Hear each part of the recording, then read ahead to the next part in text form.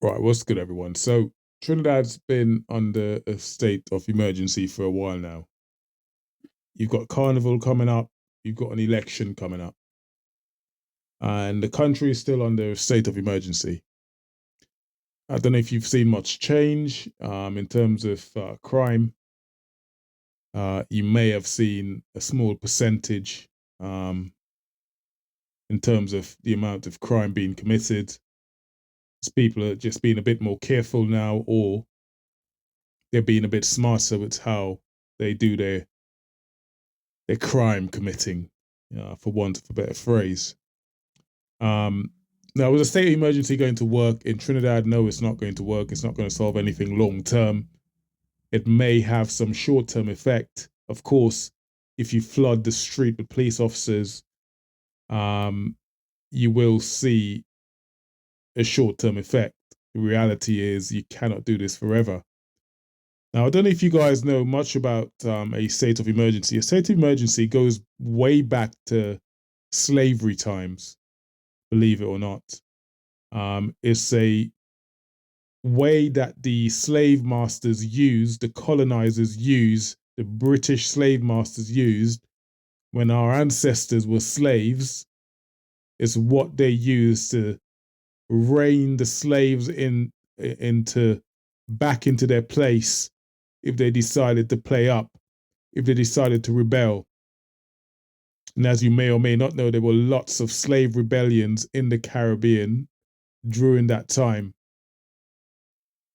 Often you hear British people say, living in the UK, that they tout a very famous abolitioner in the UK called William Wilberforce, and the slave trade ended, or the transatlantic slave trade ended around 1834, meaning that the slaves taken from Africa to the Caribbean ended around 1834. The transatlantic slave trade ended around that time, and Britain liked to tout itself as the purveyors, the people that started the end of the slave trade, and something they're very proud of. They've got nothing to be proud of, but I digress. A state of emergency emerged from those times. The slave masters used a state of emergency to keep the slave in check. If they decided to play up, they'd call a state of emergency, which means that it was obviously a lot more brutal back then than it is now. A lot more brutal. So we have taken what a state of emergency was from those times, modernized it, and to this day, 2025, it still exists. How many hundreds of years later, it still exists. So to think, they say the definition of insanity is doing the same thing and expecting a different result. The definition of insanity is doing the same thing but expecting a different result. And I feel this is akin to exactly that insanity. A state of emergency is only a short term fix. Why the government brought it into play, I mean, can be questioned. The skeptic in me says they have to be seen to be doing something. They have to be seen to be doing something. So they brought the state of emergency into play. An election is on the horizon. They have to be seen to be making an effort to reduce crime in Trinidad. So the quickest way, the most effective way to show the people that they're doing something about it is to bring in a state of emergency. I'm making this video because I saw there was a murder in Laventille yesterday, I believe. So nothing's really changed. And once the state of emergency is up, what will have changed? I'd say nothing. Nothing. Until the government of Trinidad deals with the root of crime, not putting a plaster on it, not putting a plaster on it, the root of crime. Why are people choosing crime? And it's not because Trinidad people are bad. It's not because Caribbean people are bad. It's not because of any of that nonsense you hear people peddling. It's to do with your social economic status. There's a reason why people with money tend to go out and commit crime on the level or commit murders on the level, or robbery or burglaries on the level that people without money do, people who are poor do. In any part of the world you go, this is not just a problem that's exclusive to Trinidad. This is a problem in any part of the world. The UK, if you go to the poorest part of the UK, crime is particularly high here in the UK. So it's a socio-economic thing, essentially. And yes, of course, you have people who suffer from mental health and all sorts of other illnesses that comes as a result of a terrible upbringing. So until the government deals with the source of the issue, the reason why people are committing crime, offering kids, youngsters, the people who are committing the crime an alternative, giving people opportunities to do better, to live a better life, to live a sustainable life, giving them jobs, creating jobs for them to go to once they finish school, college, university, you are going to see a continuation of what you are seeing now. Nothing is going to change.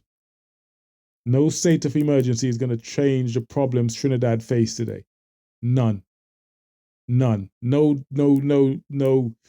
new political party is going to change what's going on in Trinidad today. You can rest assured that a PNM is most likely going to be voted out, and the UNC in coalition with whoever they decide to go in coalition with may come in, and they'd come in with new ideas. But believe me, in 2 years' time, in a year's time, in 4 years' time, you'd be sat there looking at the murder rates in Trinidad, and it would be exactly the same as it was year after year after year after year. And it's sickening. It's sickening. And it's not going to change. It's not going to change until there is real change. Real change. You, the people, have to hold the government to account. We have to somehow come together and do something and force some sort of change. I know a lot of you in Trinidad are, we've got a lot of Christians and religious people. I am a Christian myself, but I'm not going to sit back and believe that just reading the Bible and praying is going to change anything. God said prayer without action means nothing. If you read the Bible, there's scriptures relating to prayer without action means nothing. So you can pray all you like, but if you're not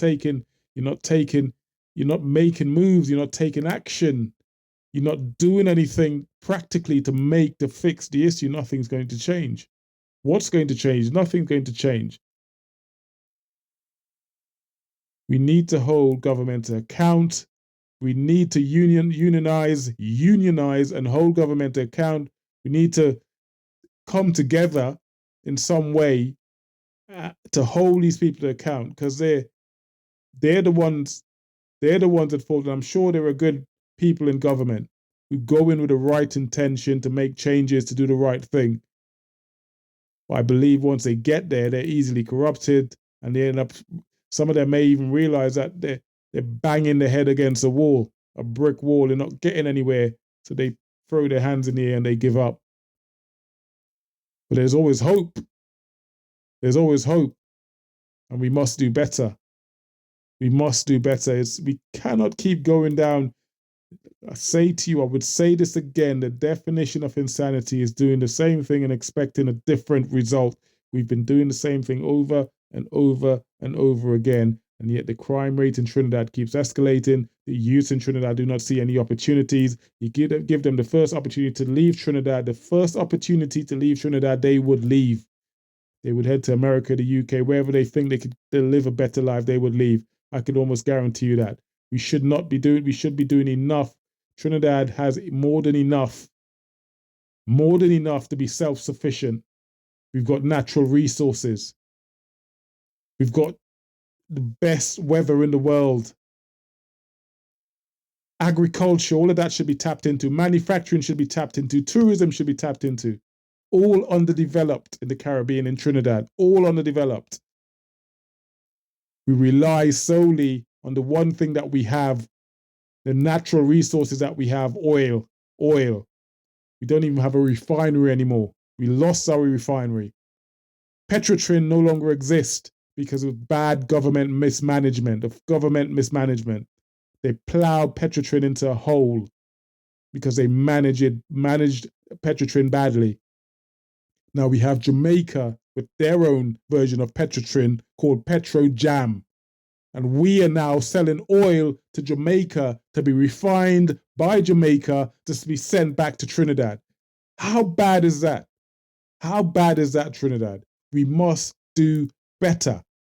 We must do better. And government are clearly not going to do that for you.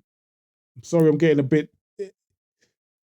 Government are clearly not going to do that for us. We must do better. And for us to do so, we, the people, must educate ourselves, come together, and hold them to account. It's the only way. The only way. We ain't going to see any change in Trinidad until we come together and hold these people to account. It's frustrating. I know.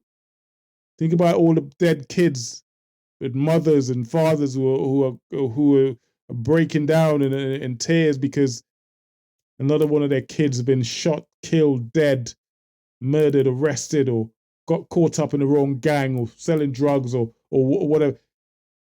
We are so much better than that. We are so much better than that, man.